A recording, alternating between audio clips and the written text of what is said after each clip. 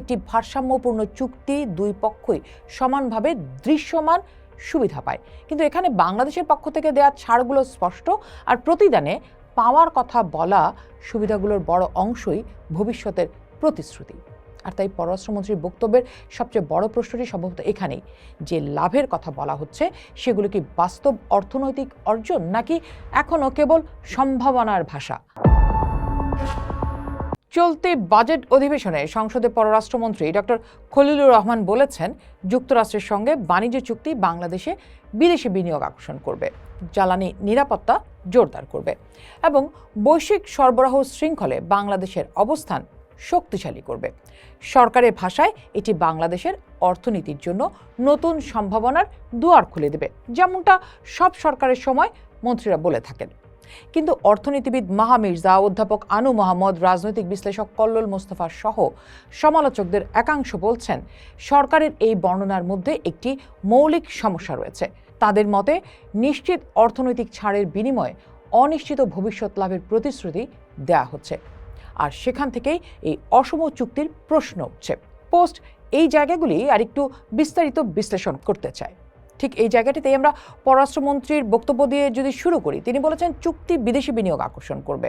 সেখানে যুক্তি দেওয়া হচ্ছে, যুক্তরাষ্ট্রের সঙ্গে গভীর অর্থনৈতিক সম্পর্ক গড়ে উঠলে বহুজাতিক কোম্পানির কাছে বাংলাদেশ আরও আকর্ষণীয় হয়ে উঠবে। এতে নতুন বিনিয়োগ, কর্মসংস্থান ও উৎপাদন বাড়বে। কিন্তু সমালোচকরা প্রশ্ন তুলছেন এই জায়গাটিতে, সেটি কোন ভিত্তিতে? চুক্তিতে কোথাও কি নির্দিষ্ট করে বলা আছে কত বিনিয়োগ আসবে? কোনো মার্কিন কোম্পানি এরই মধ্যে কি বিনিয়োগের প্রতিশ্রুতি দিয়েছে?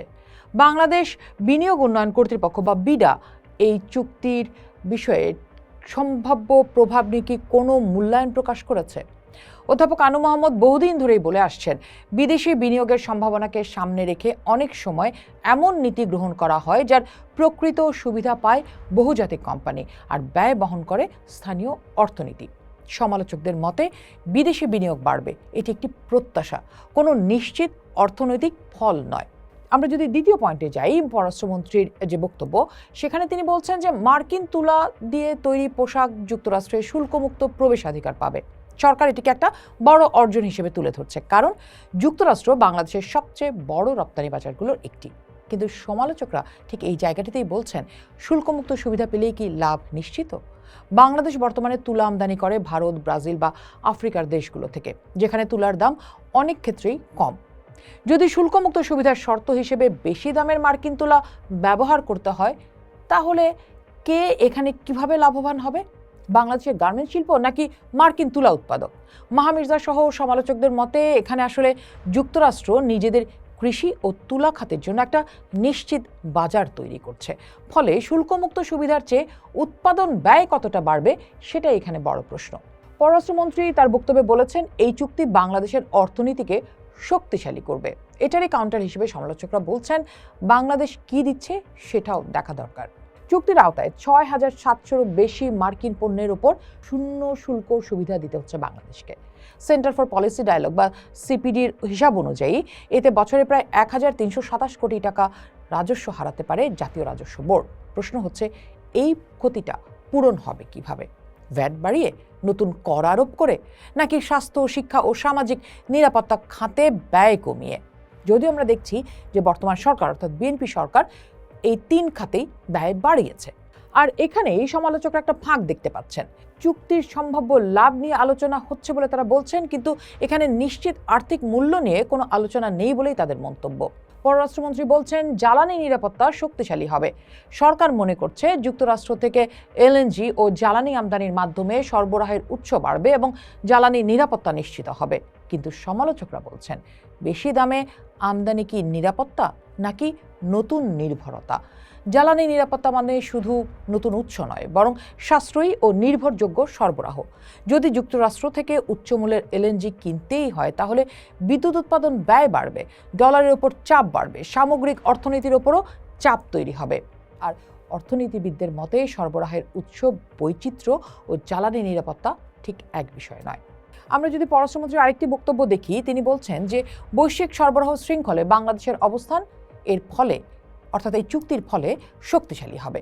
কিন্তু সমালোচকরা এখানেও প্রশ্ন তুলছেন। তারা বলছেন বাংলাদেশের অবস্থান শক্তিশালী হবে নাকি যুক্তরাষ্ট্রের সরবরাহ শৃঙ্খলের অংশ হবে। অধ্যাপক আনু মোহাম্মদ সহ সমালোচকদের মতে কোনো দেশের বৈশ্বিক অবস্থান শক্তিশালী হওয়ার অর্থ হচ্ছে তার নিজস্ব নীতিগত স্বাধীনতা ও বাজার বৈচিত্র্য বৃদ্ধি পাওয়া। কিন্তু যদি এমন পরিস্থিতি হয় যেখানে বাংলাদেশকে মার্কিন তুলা, মার্কিন জ্বালানি এবং মার্কিন কৃষিপণ্যের উপর নির্ভরতা বাড়াতে হয়, তাহলে সেটি কি সত্যি অর্থনৈতিক শক্তি নাকি নতুন ধরনের নির্ভরতা? পররাষ্ট্রমন্ত্রী বলেছেন এই চুক্তির ফলে কর্মসংস্থান বাড়বে। সমালোচকরা বলছেন কার কর্মসংস্থান? মার্কিন কৃষি খাত বিশ্বের অন্যতম ভর্তুকি প্রাপ্ত খাত। যদি কম শুল্কে মার্কিন ভুট্টা, সয়াবিন, দুগ্ধজাত পণ্য এবং পোলট্রি বাংলাদেশে প্রবেশ করে, তাহলে বাংলাদেশের কৃষক ও খামারিরা কিভাবে প্রতিযোগিতায় টিকবেন? মেক্সিকোতে NAFTA বা নাফটা পরবর্তী অভিজ্ঞতার উদাহরণ টেনে তারা বলছেন ভর্তুকিপ্রাপ্ত মার্কিন কৃষিপণ্যের সঙ্গে প্রতিযোগিতায় স্থানীয় উৎপাদকের টিকে থাকা কঠিন হয়ে পড়তে পারে। তাহলে নতুন কর্মসংস্থান তৈরি হওয়ার আগে পুরনো কর্মসংস্থানই তো ঝুঁকির মধ্যে পড়ে যাচ্ছে। সেই হিসেবটি কোথায়? পররাষ্ট্রমন্ত্রী তার বক্তব্যে বলেছেন যে এটি বাংলাদেশের জন্য একটা বড় সুযোগ। সমালোচকরা বলছেন সুযোগ কার জন্যে? কারণ তাদের মতে চুক্তিতে বাংলাদেশের ছাড়গুলো বাস্তব, তাৎক্ষণিক এবং পরিমাপযোগ্য। কিন্তু বিদেশি বিনিয়োগ, কর্মসংস্থান বৃদ্ধি, জ্বালানি নিরাপত্তা কিংবা বৈশ্বিক সরবরাহ শৃঙ্খলে উন্নতির মতো সুবিধাগুলো এখনও কেবলই সম্ভাবনার পর্যায়ে। এই কারণেই মাহমির্জা, আনু মোহাম্মদ বা কলল মোস্তফারা একটা বড় অংশ একে অসম চুক্তি হিসেবেই দেখছেন। তাদের যুক্তি একটি ভারসাম্যপূর্ণ চুক্তি, দুই পক্ষই সমানভাবে দৃশ্যমান সুবিধা পায়। কিন্তু এখানে বাংলাদেশের পক্ষ থেকে দেওয়া ছাড়গুলো স্পষ্ট, আর প্রতিদানে পাওয়ার কথা বলা সুবিধাগুলোর বড় অংশই ভবিষ্যতের প্রতিশ্রুতি। আর তাই পররাষ্ট্রমন্ত্রীর বক্তব্যের সবচেয়ে বড় প্রশ্নটি সম্ভবত এখানেই, যে লাভের কথা বলা হচ্ছে সেগুলো কি বাস্তব অর্থনৈতিক অর্জন নাকি এখনও কেবল সম্ভাবনার ভাষা? এবং আরও বড় প্রশ্ন, বাংলাদেশ কি নিশ্চিত অর্থনৈতিক ছাড়ের বিনিময়ে অনিশ্চিত ভবিষ্যৎ লাভ কিনছে? এই প্রশ্নের উত্তরই নির্ধারণ করবে ইতিহাস শেষ পর্যন্ত এই চুক্তিকে কৌশলগত সাফল্য হিসেবে মনে রাখবে নাকি একটি অসম অর্থনৈতিক সমঝোতা হিসেবে দেখে নেবে। পোস্ট দেখুন, ভাবুন, পোস্টের সাথেই থাকুন।